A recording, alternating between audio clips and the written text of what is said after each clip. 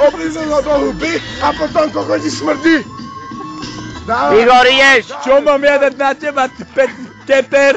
Čo nosíš pepermintové žuvačky a mŕtvý sveter? Si myslíš o sebe čo? Že dojdeš, navališ nejaké sedlačky, lebo si úbohý uchylák, ktorý cicinu nemôže do ruky dať. Ideš. Igor, to je meno, čo ti svedčí, padlo do mojich rečí, ty to sa im kokot a taký ti svedčí. Igor, toto čo je? Používať svedčí? Ty si koko dotkal z veľkých malacek, čo ťa tam otec cez cicinu prefacká jazykem. Dneska som tvoju mamku, čo bolo jak meč, utekala do piči a pichol som jej smeč.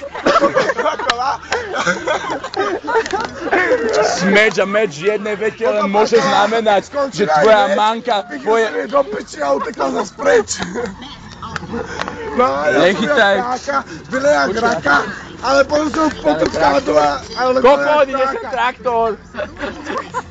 Oni majú oheň, budú mať jak oheň a potom bol taký veľký šušeň. Volá sa, že rytmas turbo agresíve. To bol taký takla.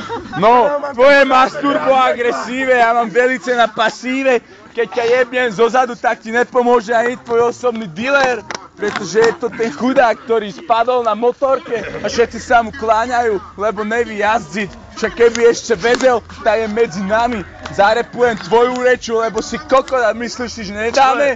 Kokot toho by tebe dáme, však ty ani nevíš, čo je lízatko, prásatko.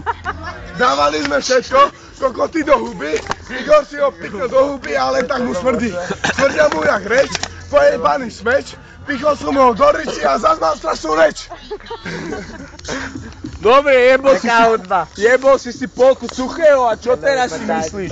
Že ti to šlape? Kokot neto šlape, ja tam vidím slona, hen tam beveričku, tam kokot kengura je. A ja ti povím, že tejto piči ešte aj buldozer došiel a nevidíš Hakoša, lebo on si z nás jebol najviac, to je ten chalan.